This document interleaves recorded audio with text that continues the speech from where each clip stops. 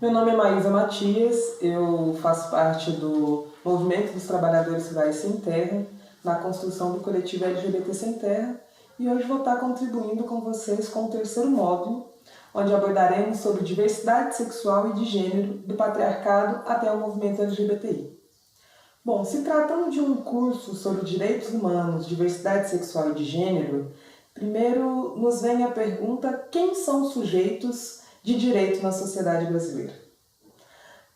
Entendendo que nós, negros e negras, população LGBT, nós temos os nossos direitos resguardados pelo Estado, né? Ao longo do processo histórico, quais foram os direitos que nós acessamos? Pois, para termos os nossos direitos humanos garantidos, primeiramente, nós precisamos ser reconhecidos como humanos, né? Não apenas como coisas, objetos, ferramentas, corpos racializados, subjugados e subalternizados. E essas categorias vêm de uma abordagem teórica, a qual nós iremos discorrer ao longo do curso. Então, para aprofundar sobre o módulo, é preciso que a gente compreenda então o processo histórico, né, sobre as desigualdades sociais, de gênero, raça e sexualidade que estão postas no Brasil e que têm uma origem estrutural.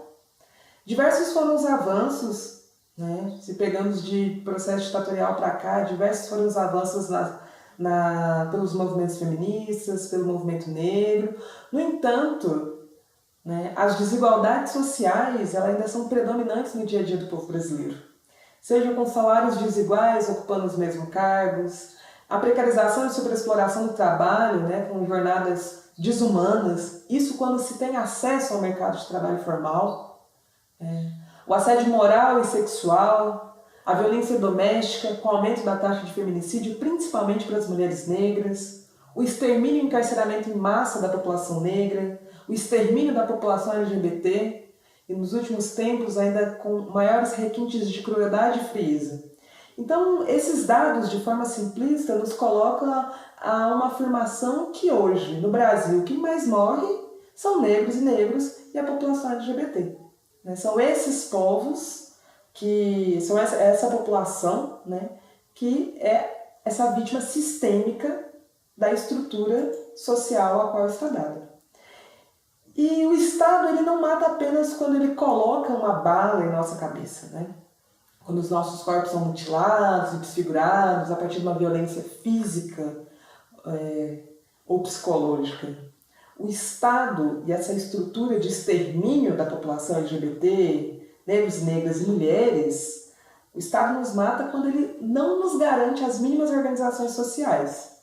Seja no desmonte das políticas públicas, o não acesso e permanência à educação pública e de qualidade, o sucateamento da saúde, o não direito à moradia, emprego, o direito à terra, quando não demarca os territórios quilombolas e indígenas, quando não faz a equiparação racial ou nos dá o direito, por exemplo, à constituição de família, afeto e segurança. Então, todas essas violências, elas não são simplesmente físicas ou psicológicas. A violência ela é sistêmica, estrutural e ela tem origem, né?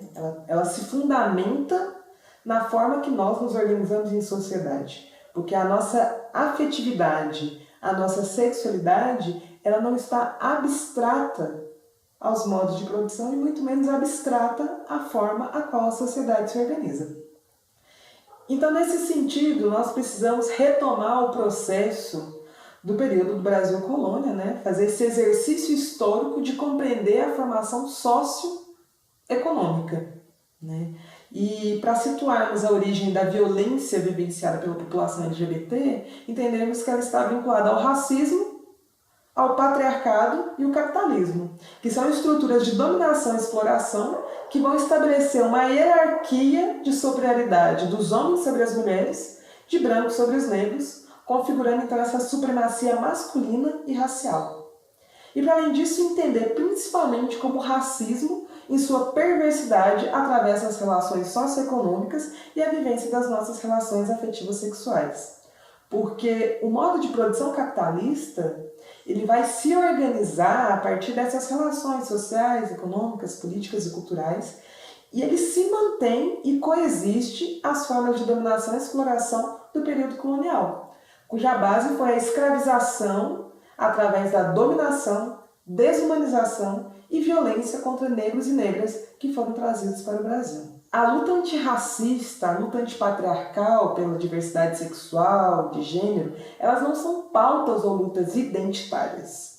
Pelo contrário, elas são estruturantes da sociedade e configuram as relações de dominação e exploração que são funcionais na manutenção do capitalismo. Então essas estruturas elas andam lado a lado. E compreender como essas estruturas elas são a base da heterocisnormatividade, né, e como as violências e opressões vivenciadas pela população LGBT são naturalizadas na nossa cotidianidade, é um dos pontos de debate desse módulo e também um dos pontos de síntese e elaboração para que nós, população LGBT, possamos avançar, né, na compreensão destes processos históricos. Então, se a sexualidade é determinada pela forma que cada sociedade se organiza e se estrutura, existe um forte vínculo entre a sexualidade e as determinações sociais, políticas, econômicas e culturais de cada época. Mas é preciso que a gente entenda que nem sempre existiu o patriarcado, o racismo e o capitalismo, né? Que essas estruturas elas também não são permanentes, que elas podem se transformar ao longo dos anos, e é por isso que lutamos, né? Lutamos para que essas estruturas elas se modifiquem, né? O patriarcado ele vai ser datado ainda lá no modo de produção primitiva, né? Então, de forma genérica, nós vamos retomar os modos de produção, que é a forma a qual a sociedade produz a sua existência material, e vamos fazer essa linha do tempo da sociedade primitiva à sociedade classe.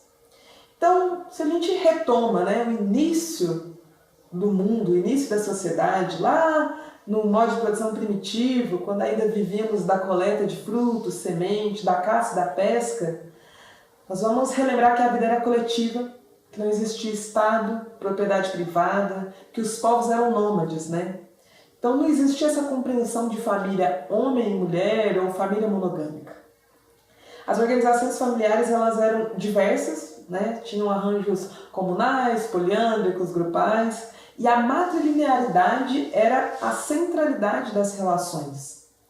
E é nesse período que começam as primeiras transformações, pois as ferramentas de caça, já que a caça e a pesca era a base de alimentação naquele momento histórico, elas foram construídas, só que no passar do tempo essas mesmas ferramentas para dominação do animal para ter o alimento, elas também foram utilizadas nas lutas e nos conflitos, então são tidas como ferramentas de dominação. E já existia uma certa divisão sexual do trabalho.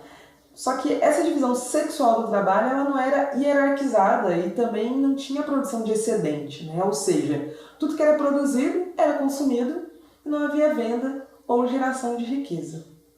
No entanto, com o passar do tempo, quando a gente vê a transição, né, do período neolítico, do período paleolítico, os povos deixam de ser nômades e começam a se estabelecer em determinados territórios, né, essas transformações da sociedade, nós observamos essa primeira organização da sociedade, do Estado e da propriedade privada.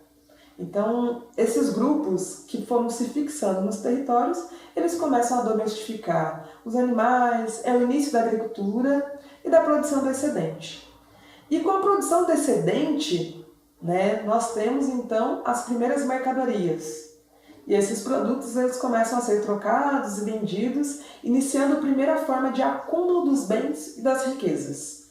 E essa transformação dos grupos familiares, se antes a vida era em comunidade, agora é preciso ter um controle da sexualidade e da delimitação do herdeiro consanguíneo, né?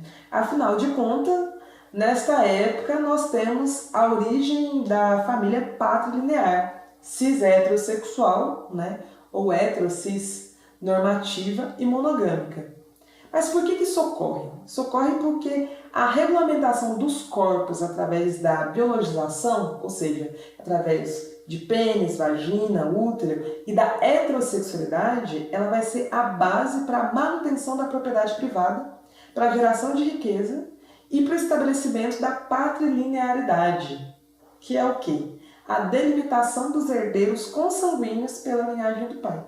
Então, o sexo, no sexo no sentido de sexualidade e a biologização dos corpos, ela vai ser instituída para a procriação dos herdeiros. Então, você tem uma família estrutural heterossexual monogâmica branca que vai gerar os seus herdeiros consanguíneos. E qualquer outra forma de vivência da sexualidade ou corpos que fujam a essa supremacia racial também,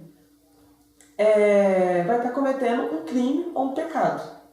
Então, essa estrutura familiar ela é base no controle da sexualidade e a heterossexualidade e as vivências contra a população LGBT, elas vão se dar subordinadas a essa heterossexualidade, que é a base do patriarcado.